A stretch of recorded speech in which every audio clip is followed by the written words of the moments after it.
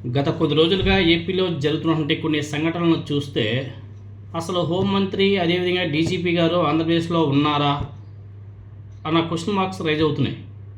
ఎక్కడ కానీ స్పందించడంలే, ఎక్కడ కానీ ప్రెస్ మీట్ పెట్టి మాట్లాడడంలే. అసలు హోంమంత్రి గారు ఎక్కడ ఉన్నారో ఏం చేస్తున్నారో అర్థం కావడం. సాయికృష్ణ లాకప్ డెత్ గురించే మాట్లాడడంలే. అదేవిధంగా ఇంకా రీసెంట్గా కొన్ని లాకప్ డెత్కి సంబంధించి కేసులు కూడా నడుస్తున్నాయి. వాటి గురించి మాట్లాడడంలే.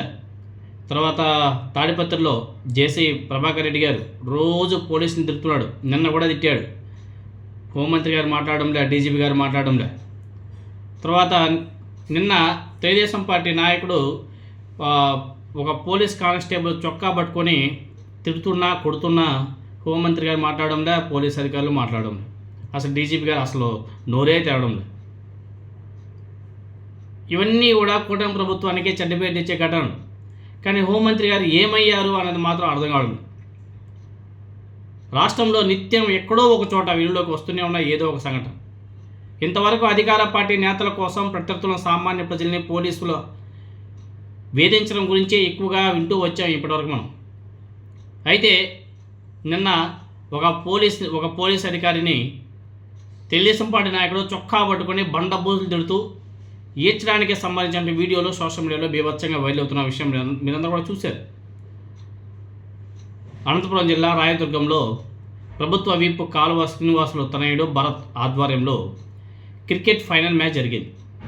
అక్కడికక్కడ కనేకల్లు క్రాస్కి చెందిన తెలుగుదేశం పార్టీ సోషల్ మీడియా విభాగం కన్వీనర్ మారుతి వెళ్ళడం జరిగింది.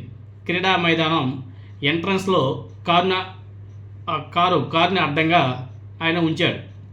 దీంతో రాకపోకలకు అడ్డంగా ఉందని చెప్పేసి భావించినటువంటి head constable Narendra constable Raj కుమార్తో పాటు మరికొందరు జోక్యం చేసుకొని దారికి అడ్డంగా పెట్టినటువంటి కారును పక్కకి తీసి ఇంకో చోట పార్కింగ్ చేసుకోవాలని చెప్పేసి ఒక సూచన చేయడం జరిగింది.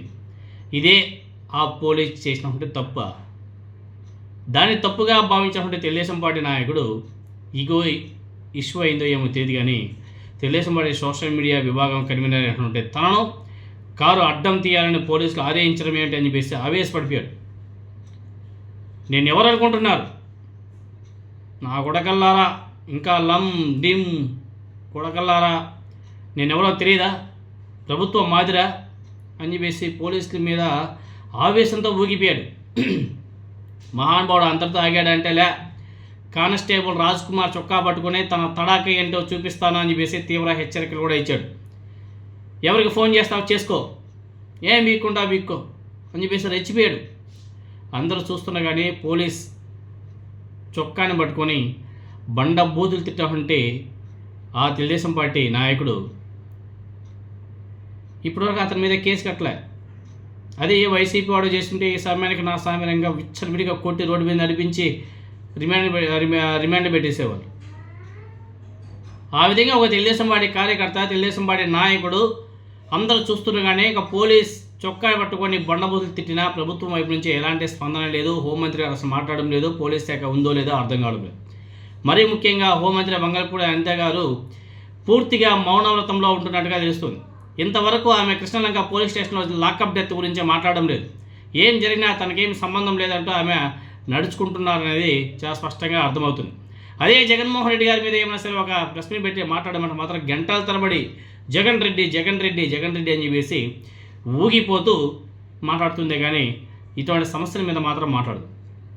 మరోవైపు పోలీస్ శాఖ శాంతి భద్రతల్ని పరిరక్షించడంలో పూర్తిగా విఫలమైంది అని చెప్పేసి పవన్ కళ్యాణ్ గారు ఆరోపిస్తూనే ఉన్నాడు.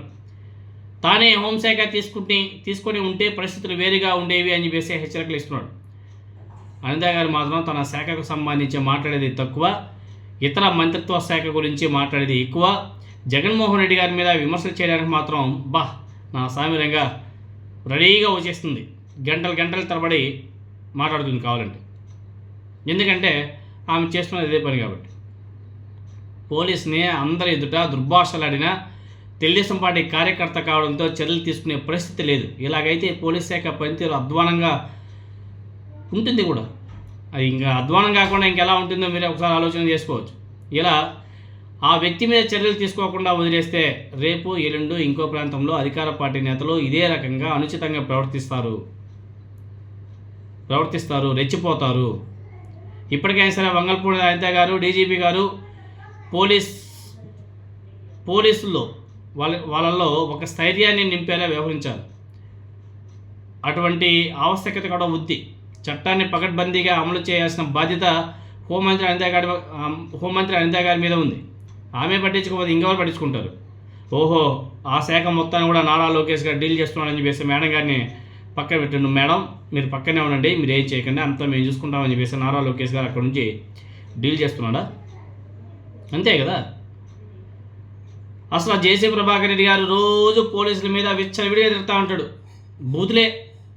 బూతులే ఆయన ఖండించే నాదురేలా తెలుగుదేశం పార్టీ నుంచి, అదేవిధంగా అధికార పార్టీ నుంచి ఒకడైనా స్టేట్మెంట్ ఇచ్చారు, అయ్యా ప్రభాకర్ రెడ్డి ఆ విధంగా మాట్లాడద్దు, మన ప్రభుత్వంలో మనకు చెడ్డ పేరు వస్తుంది అని చెప్పేసి ఒక్క తెలుగుదేశం పార్టీ నాయకుడైనా, ఒక ప్రభుత్వం నుంచి ఎవరైనా, ఒక మినిస్టరో, చీఫ్ మినిస్టరో, డిప్యూటీ చీఫ్ మినిస్టరో, హోంమంత్రి ఎవరో ఒక వార్నింగ్ అయినా ఇచ్చారా? ఆ దమ్ము, ఆ సాహసం కూడా చేయలేకపోతున్నారు. ఫ్రీ హ్యాండ్స్ ఇచ్చేసారు, మీరు ఏమన్నా చేసుకోండి, మేము చూసుకుంటాం. మీరు పోలీసులను కొట్టండి, నాయకులను కొట్టండి, తరమండి, నరకండి, పొడవండి, ఏమన్నా చేసుకోండి, మీకు ఫ్రీ హ్యాండ్స్ అని చెప్పేసి తెలుగుదేశం పార్టీ నాయకులకి, కార్యకర్తలకి అందరికి కూడా ఈ కూటమి ప్రభుత్వం ఫ్రీ హ్యాండ్స్ ఇచ్చేసినట్టుగా ఉంది. అందుకే ఎక్కడ చూసినా ఇదే లొల్లి, మామూలు లొల్లి కాదు, ఎక్కడ చూసినా గొడవలే. ఒక ఏపీని ఒక బీహార్లో చేశారు, ఒక విధంగా చెప్పాలంటే చాలా దారుణం. మరి హోంమంత్రి గారు ఎక్కడ ఉన్నారో ఆ మేడం గారికే తెలియాలి.